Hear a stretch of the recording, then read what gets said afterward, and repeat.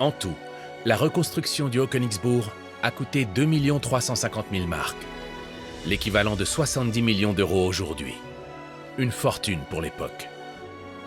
Surtout, le chantier a duré moins de 8 ans, un laps de temps extrêmement court. Oui, je pense que la durée de cette restauration de 1901-1908, c'est extrêmement court. Il ne faut pas oublier que Guillaume II venait une fois par an suivre l'avancement de ce chantier.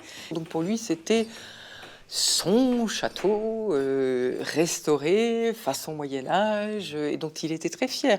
Donc je pense que derrière, il a sûrement beaucoup insisté pour que cette restauration se fasse rapidement.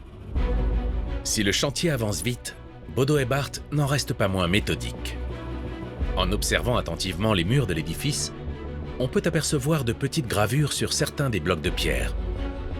Ces marques ne sont pas là par hasard. Elles offrent des renseignements précieux sur la temporalité du chantier. Bodo et Barth aime bien dater et marquer son chantier. Donc, premièrement, pour la lisibilité, pour dire que c'est le chantier de l'empereur et que c'est pas du médiéval. Donc, comme ça, on ne trompe pas le fin observateur. Globalement, quand vous ne faites pas attention, vous avez l'impression d'un ensemble homogène, mais dès que vous faites attention, et vous lisez bien les parements, vous comprenez quel est le parement de Bodo et Barth, début XXe siècle, du parement médiéval. Ça, c'est très fin, c'est très moderne comme déontologie de restauration. Donc là, bien joué. Le restaurateur a repris une méthode fréquemment utilisée au Moyen-Âge.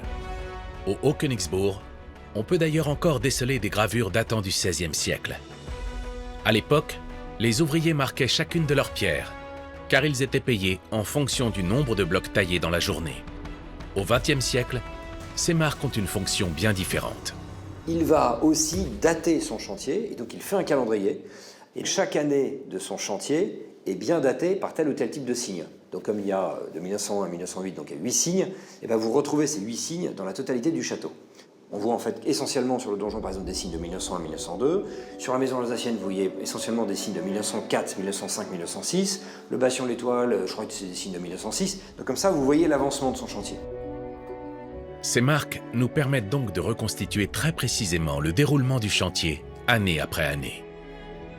Pour éviter toute confusion, Bodo et Barth a fait graver plusieurs tableaux récapitulatifs accompagnés d'un poème à la gloire de l'empereur sur les pierres du château. Parmi les 8 graphismes choisis, 5 d'entre eux ont un rapport avec Guillaume II. On retrouve notamment 3 variantes de son emblème, ainsi qu'une représentation de l'aigle impérial, et enfin une couronne. Les 3 autres graphismes sont eux aussi symboliques. On découvre l'emblème de Bodo et Barth, une tour ou un château stylisé, et pour finir, le blason de l'Alsace. En reprenant à son compte une méthode séculaire, Bodo et Barth s'inscrit, à sa manière, dans la grande lignée des bâtisseurs du Haut-Königsbourg. Mais il nous offre également une grille de lecture extrêmement précise sur la restauration de l'édifice. En 1908, le chantier est presque terminé. Bodo et Barth a réussi à reconstruire en un temps record un édifice qui semble tout droit sorti du Moyen-Âge. Car tout porte à croire, lorsque l'on regarde le Haut-Königsbourg aujourd'hui, que la reconstruction proposée par l'architecte allemand est parfaitement fidèle à l'édifice originel. La vérité est plus contrastée. L'architecte a en effet pris certaines libertés. La salle du Kaiser, située au 2e étage du logis ouest, n'a pas été restaurée selon les plans originaux.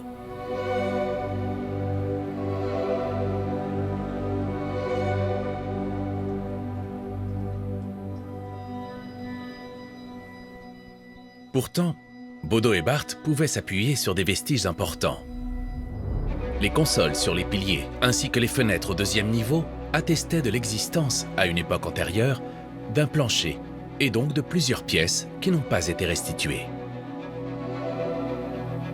Le prestige de cette salle a été exigé par Guillaume II pour montrer la force et l'importance de son empire.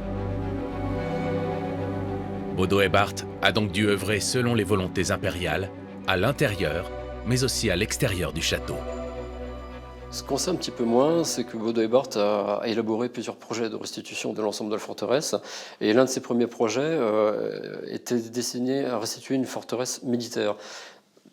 un peu aride, avec des toitures très très basses, ce qui n'avait pas l'air de plaire manifestement ni à la chancellerie, ni probablement pas à Guillaume II.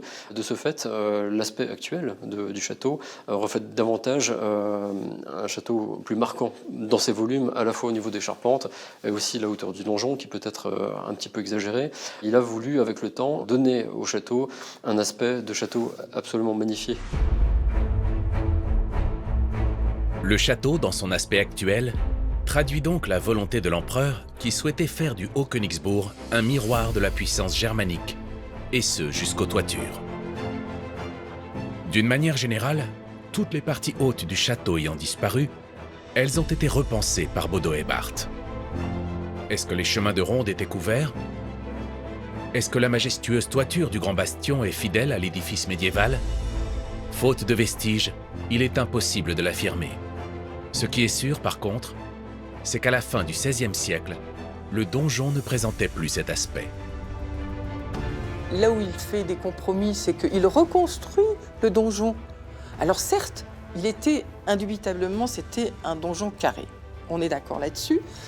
Mais au moment de sa destruction en 1633, on sait pertinemment que ce château n'avait plus un donjon visible. Parce que le donjon constituait, avec le développement de l'artillerie toujours, une cible idéale.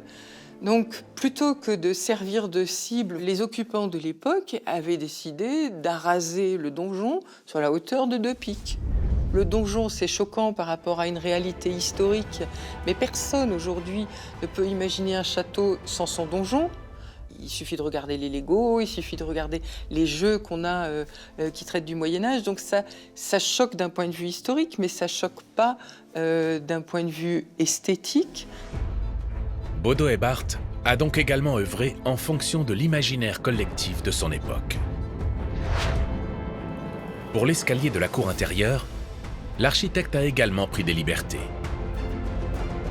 À cet endroit précis, les vestiges attestaient de la présence d'un escalier en colimaçon à l'époque médiévale. Bodo et Barth l'a reconstruit fidèlement.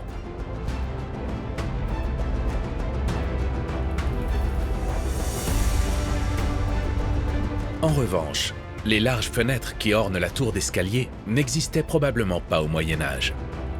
Leur style délicat, très raffiné, se rapproche bien plus des ouvrages Renaissance que d'un escalier dans une forteresse médiévale. Cet exemple est emblématique de la méthode de l'architecte. Quand des vestiges existent, il s'appuie dessus de façon très rigoureuse. Mais s'ils ont disparu, il réinvente en prenant certaines libertés.